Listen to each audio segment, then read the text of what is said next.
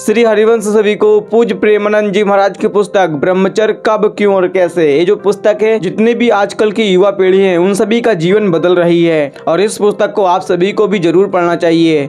अगर आप इसको परचेस नहीं कर सकते तो इसका पीडीएफ का लिंक डिस्क्रिप्शन में भी है और पिन कमेंट में मैंने दे दिया है। फटाफट जाओ डाउनलोड करो और ज्यादा से ज्यादा लोगों तक पहुंचाओ। और इस वीडियो में 5वें चैप्टर का 8वां और 9वां पार्ट का जिक्र करूंगा। 8वें पार्ट में प्रेमानंद जी महाराज ने लंगोट बांधने के बारे में बताया है और 9वें पार्ट में व्यायाम के बारे में प्रेमानंद जी महाराज ने बताया है। तो चलो इसकी ऑडियो बुक समरी स्टार्ट करते हैं। हरि बोल।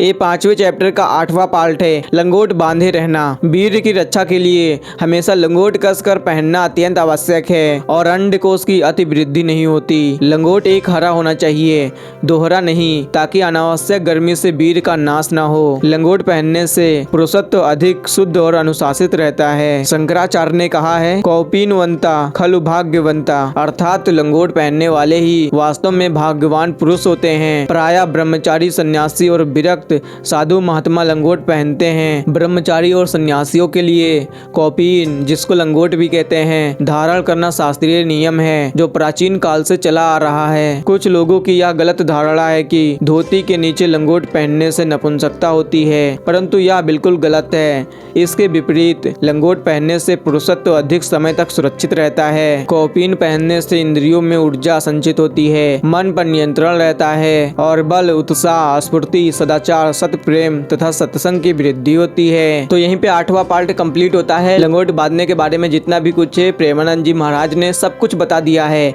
और अब 9वां पार्ट में व्यायाम के बारे में प्रेमानंद जी महाराज ने बताया है। तो चलो इसको भी स्टार्ट करते हैं। हरि बोल। ब्रह्मचारी के लिए रोजाना व्यायाम करना उतना ही आवश्यक है जितना नियमित भोजन। प्रतिदिन लिया गया भोजन पचकर धीरे धीरे रस, रक्त और अन्य 7 धातुओं का निर्माण करता है, जिनके आधार पर शरीर का गठन होता है। यदि जठर अग्नि, जिसको पाचन शक्ति भी कहते हैं, ठीक ना हो तो ये धातुएं सही ढंग से नहीं बन पाएंगी, जिससे शरीर दुर्बल हो जाएगा। इसलिए पाचन क्रिया को दुरुस्त रखने और भोजन को शरीर के अंगों में परिवर्तित करने के लिए व्यायाम अत्यंत महत्वपूर्ण है। व्यायाम से भोजन जल्दी पचता है, कब्ज नहीं होती, शरीर स्वस्थ रहता है और अनावश्यक चर्बी जमा नहीं होती। नियमित व्यायाम से शरीर पर रोगों का कम प्रभाव पड़ता है। व्यायाम के कारण वीर की गति ऊपर की ओर बढ़ती है, जो मस्तिष्क पर ओज के रूप में चमकती है, जिससे व्यक्ति की आकर्षक आभा स्वाभाविक रूप से सबका ध्यान अपनी ओर खींचती है। व्यायाम करने वाले लोगों को स्वप्न दोष जैसे रोग नहीं सताते। शारीरिक व्यायाम से वीर में वृद्धि होती है